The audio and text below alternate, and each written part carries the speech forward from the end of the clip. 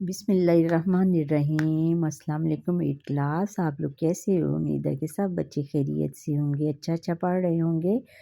اور ہم نے آپ کی اردو کی بک شروع کی ہوئی ہے جو کہ Punjab curriculum and text book board Lahore کی ہے۔ یہ یکساں قومی نصاب 2002 کے مطابق ہے۔ اس میں بچوں یہ ہے کہ ایک شعر، اس کے ٹائٹل سر ورق پر ایک اقبال کا بال جبریل میں سے لیا گیا ایک شعر انہوں نے کوٹ کیا ہے۔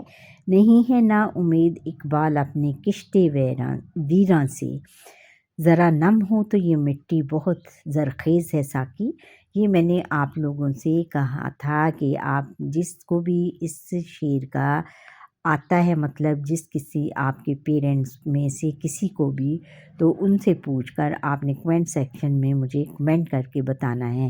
تو مجھے کسی بچے نے یہ نہیں بتایا، لہٰذا آج میں آپ کو اس کی تشریح یا اس کی نثر کر کے بتاتی ہوں۔ نہیں ہے نا امید اقبال اپنے کشت ویراں سے، ذرا نم ہو تو یہ مٹی بہت زرخیز ہے ساقی۔ اس میں اقبال اپنے کہتے ہیں کہ کشت ویراں، کشت کس کو کہتے ہیں؟ کھیتی کو کہتے ہیں، اور ویراں بنجر ویران کھیتی کو کہتے ہیں۔ اقبال اس شعر میں کہتے ہیں کہ نہیں، کہ اے اقبال تم اپنے کشت ویراں، اپنے یہ جو بنجر زمین ہے یا ویران کھیتی ہے، اس سے پریشان نا امید مت ہو، نا امید یعنی پریشان مت ہو، اور امید نہ چھوڑو اس سے، اپنی جو تم نے لگاؤ، جو تمہیں امید رکھی ہے اس سے نا امید مت ہو، کیونکہ اور ذرا نم ہو تو یہ مٹی بہت زرخیز ہے ساقی، اور ذرا نم، اس کو تھوڑا سا بھی پانی اگر لگاؤ گے تو یہ بہت زیادہ زرخیز ہو جائے گی۔ اقبال کا کہنے کا مطلب یہ ہے کہ میری جو قوم ہے، یعنی ہندوستان میں جو مسلمان قوم ہے، وہ اتنی نا امید ہو گئی ہے، اتنی اس کی کشت ویراں کی طرح ہے کہ یعنی ایک بنجر زمین کی طرح ہے۔ اس کی مثال ایک بنجر زمین کی طرح دی جا سکتی ہے کہ جس میں کہ بالکل بے جان ہے اور اس میں کوئی بھی کھیتی باڑی نہیں کر سکتا، یعنی ان کی حالت اتنی پتلی ہے، اتنی درگزر ہے، اتنی زیادہ خستہ حالی ہے میری قوم کی، جو خاص طور پر مسلمانوں کی، ہندوستانی مسلمانوں کی حالت اس طرح خستہ ہے، اتنی خستہ ہے کہ وہ بنجر زمین کی طرح ہے۔ اور میں یہ دعا گو ہوں کہ لیکن اگر یہ ذرا سی رحمت کی بارش ہو جائے اس پر تو مسلمانوں کو، تاکہ اور مسلمانوں کو احساس ہو اور وہ اپنے پچھتاوے کے آنسوؤں سے اس کو نم کر دیں، یعنی ان میں احساس پیدا ہو، اس بات کا احساس پیدا ہو کہ ہم جو ہے تباہیوں اور بربادی کی طرف جا رہے ہیں، اور اگر اللہ تعالیٰ ان کے دل میں پچھتاوا ڈال دے اور وہ پچھتا کر ان کی آنکھوں سے آنسو بہہ جائیں، اور وہ آنسو اس سے کشت ویراں پر پڑ جائیں، یعنی ان کی جو بنجر زمین ہے، جو ان کے دل سخت ہو چکے ہیں، وہ نرم ہو جائیں۔ Is it clear? اچھا بچوں، تو آج ہم پچھلی نشست میں پیچھے ہم نے نظم حمد، اس کی پوری نظم کی نثر، تشریح اور اضافی سوالات، تفصیلی سوالات، مختصر سوالات ہم نے کمپلیٹ کر لیے تھے، اور اس کو میں نے ڈسکرپشن سے دے دیا ہے۔ نعت آج ہم آپ کی اردو کی بک میں سے سبق نمبر 2 نعت نظم پڑھتے ہیں۔ اچھا جی، 8 کلاس نظم نعت شروع کرنے سے پہلے ہم سبق نمبر 2 نظم نعت ہے یہ، اور شاعر کا نام ہے بیزار لکھمی۔ بیزار لکھمی نے یہ ہمارے لیے لکھی ہے۔ سوال نمبر ایک ہے کہ مندرجہ ذیل الفاظ کے معنی لکھیں۔ پہلے ہم نظم شروع کرنے سے پہلے الفاظ کے معنی دیکھ لیتے ہیں تاکہ آپ کو نظم پڑھنے میں آسانی ہو جائے۔ ارمان کا کیا ہے؟ حسرت، اقدس نہایت مقدس، محترم کو بھی کہتے ہیں، تابش روشنی، چمک روشنی اور نور کو بھی کہتے ہیں، خالق پیدا کرنے والا اللہ تعالیٰ۔ اچھا، دروازہ، دربان علاج، عرفان شناخت، عقیدہ ایمان، کامل مکمل، وحدت ایک ہونا۔ 8 کلاس۔ اب ہم سبق نمبر 2 نعت نظم، شاعر کا نام بہزاد لکھنوی، اور سوال ہے کہ نظم کا مرکزی خیال تحریر کریں۔ مرکزی خیال لکھتے ہیں۔ مرکزی خیال کیا ہے؟ رسول اللہ خاتم النبیین صلی اللہ علیہ وآلہ وسلم اللہ کے آخری نبی ہیں۔ آپ کی شخصیت ایمانداری، خوش اخلاقی، درگزر، عمل، درگزر یعنی معاف کر دینا، عمل یعنی اس پر عمل کرنا، عمل پیرا ہونا، کام کرنا یعنی جو کام بھی ہمیں سکھایا جائے اس کو خود کر کے دکھانا۔ رواداری کا بھی درگزر ہے رواداری۔ سخاوت، بہت زیادہ سخی ہونا۔ شفقت، محبت، پیار اور محبت کا بھی ہے، شفقت اور پیار۔ جیسے اوصاف کاملہ، اوصاف کا کامل نمونہ ہے، اوصاف کا کیا کامل نمونہ ہے، مکمل نمونہ ہے، مکمل ایک پیٹرن ہے۔ در رسول صلی اللہ علیہ وآلہ وسلم خاک اقدس، یہ خاک یہ لکھنا ہے، خاک یہ صحیح ہے۔ خاک اقدس پر سر جھکا کر اور نبی کریم کی اطاعت کر کے ہم اپنے ارمان پورے کر سکتے ہیں۔ اپنے ارمان یعنی اپنی حسرتیں پوری کر سکتے ہیں، اپنے جو ہمارے میں جو خواہشیں ہیں ان کو ہم پورا کر سکتے ہیں۔ زندگی کی ہر مشکل کا حل آپ کی سیرت طیبہ میں موجود ہے۔ آپ کی سیرت طیبہ یعنی آپ کی شخصیت میں موجود ہے، آپ کی محترم شخصیت میں موجود ہیں۔ نعت شروع کرنے سے پہلے بیٹا ہم تلفظ سیکھ لیتے ہیں مختلف الفاظ کے، جیسے تلفظ کیا ہے؟ درمان، عرفان، فضا، تابش، عقیدہ۔ اچھا، اب نظم کی ہم پہلے نثر بیان کریں گے، پھر اس کی تشریح بیان کریں گے۔ پہلا شعر ہے نظم کا، اور نظم نعت کا پہلا شعر ہے کہ ہر درد کا ہوتا ہے درمان مدینے میں، خالق کا بھی ہوتا ہے عرفان مدینے میں۔ اس میں شاعر بہزاد لکھنوی کہتے ہیں کہ درد کے ارمان اور خالق کے عرفان کا مدینہ سے گہرا تعلق ہے۔ ہر دکھ، درد، تکلیف کا مداوا، ہر دکھ اور تکلیف کا مداوا کا علاج مدینہ منورہ میں ہوتا ہے۔ اللہ تعالیٰ کی معرفت بھی مدینہ منورہ سے حاصل ہوتی ہے۔ مدینہ منورہ کو اپنا اتنا رتبہ نبی صلی اللہ علیہ وسلم کی وجہ سے حاصل ہوا ہے۔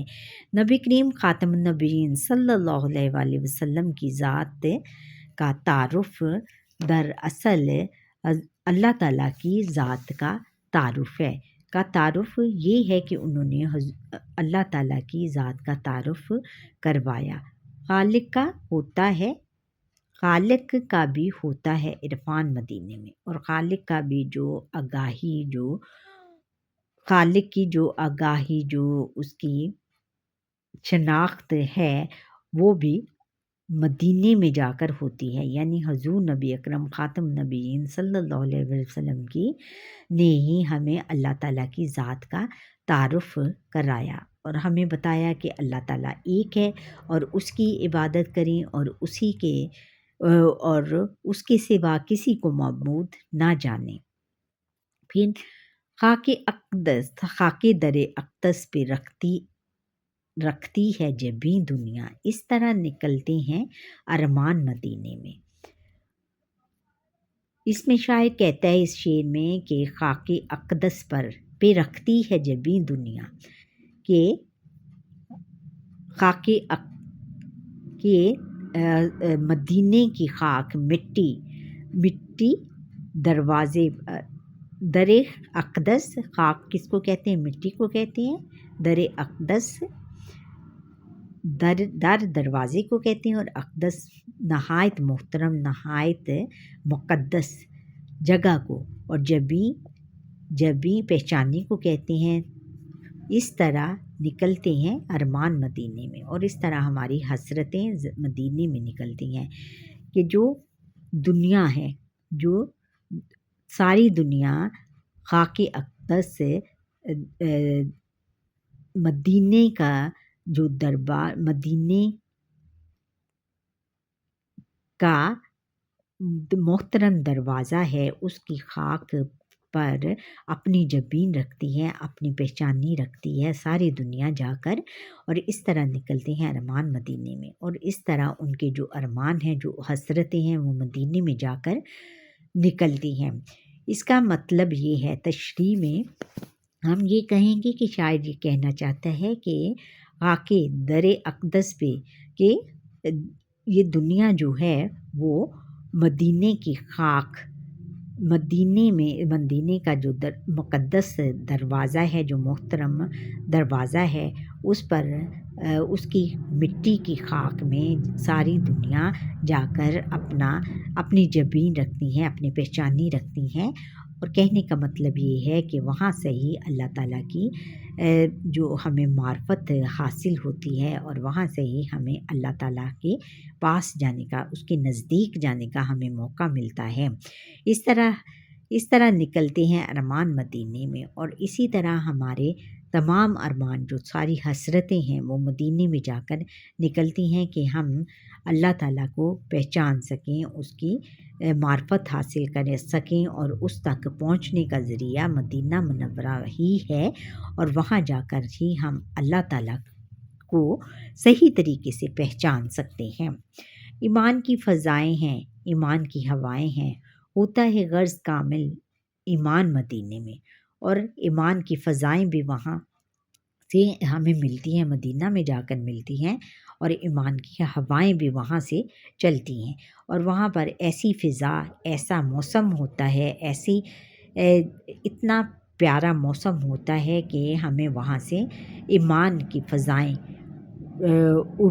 فضا میں جانے کا موقع ملتا ہے، اور وہاں پر ہی ہمیں ایمان کی ہوائیں ملتی ہیں کہ ایمان کی ہوائیں اور ایمان جو ہے ہمیں وہاں پر جا کر ہمیں صحیح معنوں میں ایمان، اسلام کے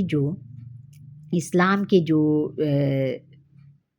طریقے ہیں، جو اطوار ہیں، وہاں جا کر ہمیں پتہ چلتا ہے کہ اسلام کے عقیدے اور عقائد کا ہمیں وہاں جا کر پتہ چلتا ہے. ہوتا ہے غرض کامل ایمان مدینے میں، اور وہاں پر ہی ہمیں مکمل طور پر ایمان کی آگاہی حاصل ہوتی ہے.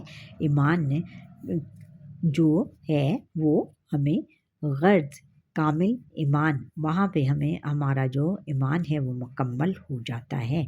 وحدت کی وہاں تابش، رحمت کی وہاں بارش، اور وہاں وحدت کی ایک ہونے کی تابش ملتی ہے، ایک ہونے کی چمک، روشنی اور نور ملتا ہے کہ ہمیں تمام مسلمان جو ہیں وہاں جا کر ایک ہو جاتے ہیں. رحمت کی وہاں بارش، اور وہاں پر ہمیں رحمت کی بارش کیا ہوتی ہے؟ بارش کا مطلب بھی ایک خوشخبری کو کہتے ہیں. بارش یعنی ہمیں رحمت کی بارش ہوتی ہے. رحمت کے ہمیں ایک اللہ تعالیٰ کی رحمت کی بارش ہمیں محسوس ہوتی ہے. بخشش کا ہماری ہے سامان مدینے میں، اور وہاں پر ہی ہماری بخشش، جب ہم مدینے میں جائیں گے اور ہمیں وہاں پر ہی ہماری بخشش، اللہ تعالیٰ ہماری مغفرت کرے گا، اور سارا سامان، ہماری بخشش کا سارا سامان ہمیں مل جائے گا. کہنے کا مطلب یہ ہے کہ ہم جب مدینے میں جاتے ہیں تو وہاں ہمیں تابش، وحدت، تمام مسلمان ایک ہو جاتے ہیں، اور حضور نبی اکرم ختم نبیین صلی اللہ علیہ وسلم کی وہاں پر ہمیں رحمتیں ملتی ہیں، وہاں پر ہم ان کی رحمتیں دیکھ کر بہت خوش ہوتے ہیں۔ بخشش کا ہماری ہے سامان مدینے میں، اور وہاں اور مدینے میں جب ہم جاتے ہیں تو وہاں ہماری بخششیں ہوتی ہیں، ہمیں بخشش کا سامان ادھر سے مل جاتا ہے، اور اللہ تعالیٰ ہمیں بخش دیتا ہے اور ہماری مغفرت فرما دیتا ہے حضور نبی اکرم صلی اللہ علیہ وسلم کی طفیل۔ یہ میرا عقیدہ ہے، یہ دل کا عقیدہ ہے، اور یہی میرا عقیدہ ہے، اور میرا بھی عقیدہ یہی ہے، اور میں اس پر یقین رکھتا ہوں، جی میرا یقین ہے اور میرے دل کا بھی یقین ہے۔ ہوتی ہے ہر ایک مشکل آسان مدینے میں، اور مدینے میں جا کر ہر ایک مشکل آسان ہو جاتی ہے، کہ جب انسان کو کوئی بھی مشکل ہو تو وہ اگر مدینے میں جا کر اس کی دعا کرے تو اس کی ہر مشکل آسان ہو جاتی ہے، مشکل کا حل مل جاتا ہے، اور اللہ تعالیٰ اس کی ہر دعا قبول کر لیتا ہے، اور یہی میرا عقیدہ ہے، اور میں اس کے صحیح معنوں میں اس پر ایمان رکھتا ہوں، اس پر اور دل سے اس کے اوپر اس بات پر یقین ہے مجھے، اور میرا بھی یقین ہے اور میرے دل کا بھی یقین ہے کہ ہم اگر مدینے میں جا کر کوئی بھی دعا کریں گے اللہ تعالیٰ سے تو اللہ تعالیٰ یقیناً ہماری ہر دعا قبول کرے گا۔ پھر جاتے ہیں دن اس کے مل جاتی ہے جان اس کو، پھر جاتے ہیں دن اس کے مل جاتی ہے جان اس کو، اور جب مدینے میں جاتے ہیں تو ہمارے دن پھر جاتے ہیں، یعنی ہمارے دن بدل جاتے ہیں، ہمیں پھر جاتے ہیں یعنی بدل جاتے ہیں ہمیں، اور مل جاتی ہے جان اس کو، اور ہماری جان میں جان آ جاتی ہے، اور ہمیں بہت زیادہ سکون ملتا ہے مدینے میں جا کر، اور ہم اللہ تعالیٰ کے بہت زیادہ قریب ہو جاتے ہیں حضور نبی اکرم خاتم نبیین صلی اللہ علیہ وسلم کی معرفت کے ذریعے۔ جب ہم مدینے میں وہاں جا کر جاتے ہیں تو ہمارے دن پھر جاتے ہیں اور ہم بہت زیادہ خوش ہو جاتے ہیں۔ جاتا ہے اگر کوئی بے جان مدینے میں، اور کوئی بھی بے جان اپنی مایوس ہو کر، بے جان یعنی مایوسی کی حالت میں جو بھی کوئی مدینے میں جاتا ہے تو اس کے دن پھر جاتے ہیں، اور اس میں مکمل جان آ جاتی ہے، کیونکہ وہ اپنی جو ہیں اس کی مایوسیوں اور ناکامیوں کی وجہ سے جب مدینے میں جاتا ہے تو اس کو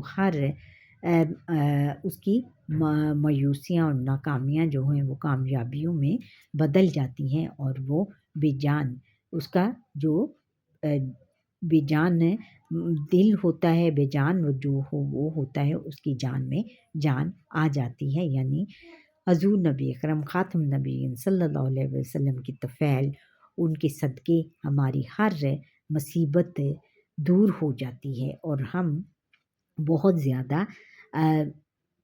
سکون محسوس کرتے ہیں، اور ہماری دعا قبول کرنے میں حضور نبی اکرم خاتم نبیین صلی اللہ علیہ وسلم کی شخصیت بہت اثر ڈالتی ہے۔ یہ بیزار لکھنوی میں ہم نے ہمارے لیے لکھی ہے، اور ٹھہریں اور بتائیں، انہوں نے اضافی سوالات دیے ہیں کہ خاک اقدس سے کیا مراد ہے، کامل ایمان کہاں ہوتا ہے، اور ٹھہریں اور بتائیں پھر ہے وحدت کی وہاں تابش اور رحمت کی وہاں بارش سے کیا مراد ہے۔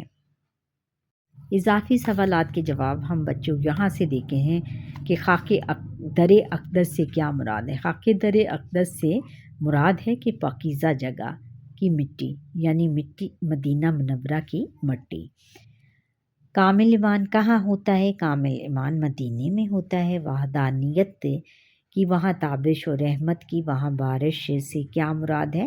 وحدت کی وہاں تابش سے مراد ہے کہ مدینہ منورہ میں اللہ کی وحدانیت کا نور چمکتا ہے، اور رحمت کی وہاں بارش سے مراد ہے کہ مدینہ منورہ میں اللہ تعالیٰ کی رحمت رحمت کا نزول ہوتا ہے، یعنی اللہ تعالیٰ کی رحمت، وہاں پر اللہ تعالیٰ کی رحمتیں ہمیں ملتی ہیں۔ لاسٹ میں ہے کہ بچوں ہم نے سیکھا اللہ تعالیٰ کی ہر مشکل کا حل حضور خاتم نبیین صلی اللہ علیہ وسلم کی سیرت طیبہ سے میں پنہا ہے، یعنی ان کی سیرت میں ہی ہمیں اللہ تعالیٰ کی